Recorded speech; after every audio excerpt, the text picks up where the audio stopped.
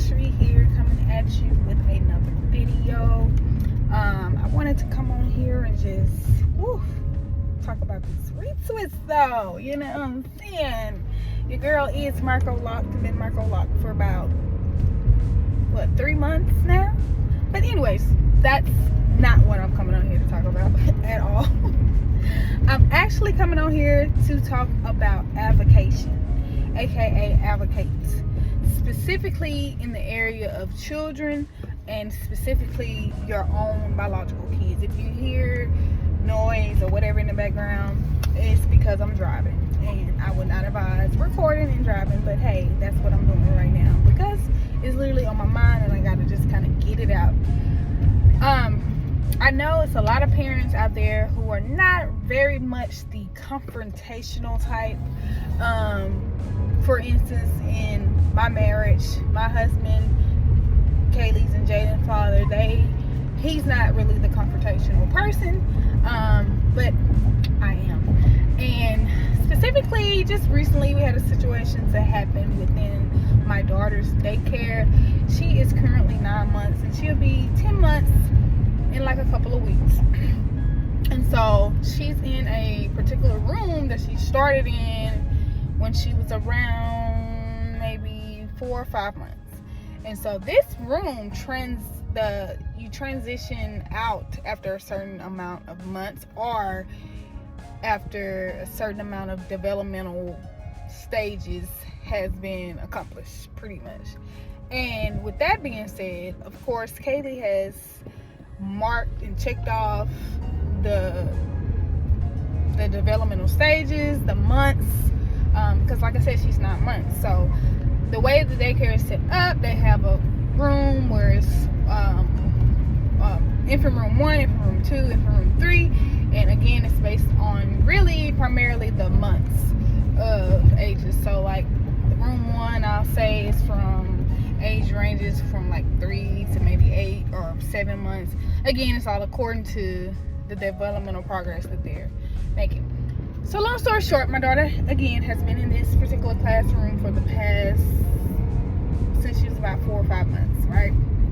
And so we're noticing that Kaylee is now rolling over and crawling and trying to stand up. Ain't no trying, she does stand up. She pulls up on things and stands up. Now, is she balancing herself? No. But of course, she's sitting up, rolling over, surpass everything that she has supposed to surpass to transition to the next.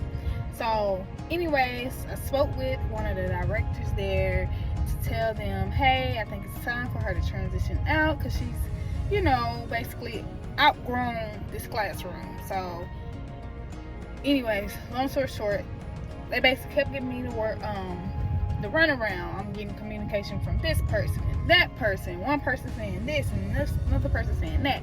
So finally, I tell my husband, I'm like, look, I'm going to go speak to the director myself and tell her about all this miscommunication that's taking place, and it's causing quite a bit of confusion.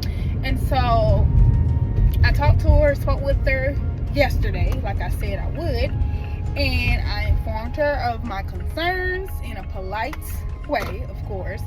And my daughter is in the next room that she should be in. Now, of course, it's a process there, allowing her to do 2 hours here in the class and then for like a week or so, and then eventually she will be in that classroom full time until it's time for her to transition to another.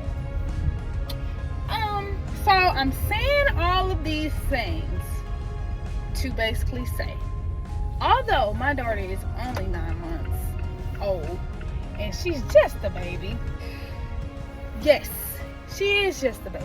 However, she is a human being, a little baby human being who is one day going to grow up and develop the way she needs to develop. So what you currently allow to happen and what you currently teach right now, it does at some point become a progression in their life. And so erase the, oh, she's just a baby, oh, I don't have to read to them right now, oh, I don't have to go hard on ABCs, 1, 2, 3.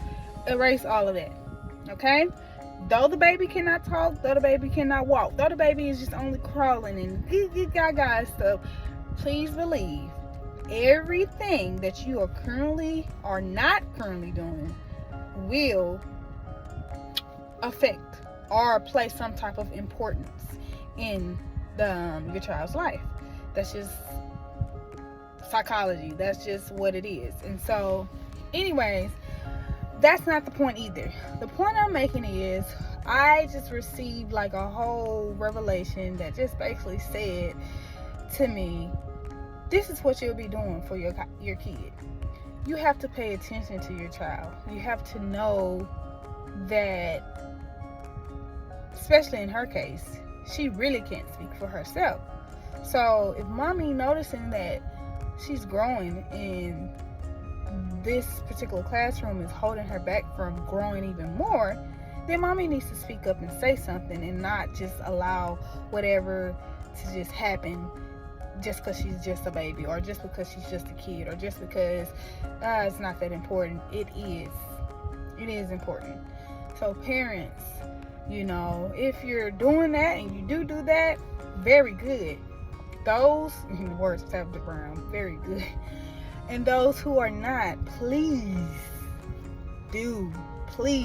I'm just having this epiphany, even just as a first time mom and just being introduced to these things. I'm having an epiphany like, wow, I gotta say something, because this is not okay. Like, this is what needs to take place. Don't just treat it as if she's just a baby and oh well. And so anyways, I'm just basically getting on here just to say, advocate, speak up for your kids, speak up for even yourself when you're seeing that something's not right, and it's not okay.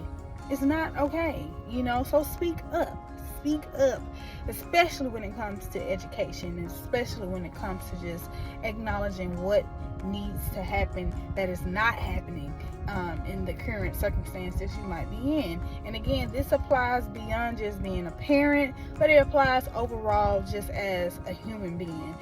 Speak up. It's a way to go about things. You don't have to just snap and go off, because honestly, people is not going to be receptive to that. However, do so in a polite way where somebody is understanding and wanting to take the time out to make sure that your needs are met, because you've spoken and delivered the concern in a way that is receptive for them to accomplish what it is that you need them to accomplish. Okay, so really that's all I wanted to get on here about, is just talking about just advocating for yourself. Just advocate, and even if you don't really feel comfortable advocating for yourself, then see who could do it for you, but also remember that the victory has been won. Jesus died for us. I know I'm taking you to church, but Jesus died for us, died for our sins, so that means we should fear nothing. God did not grant us the spirit of fear, but instead he did grant us love, peace, and a sound mind. Okay, so therefore, when you're operating in a spirit of fear, that is not of God, and remember that. Okay, I love you out here for free, and let's have a great day and advocate for yourself.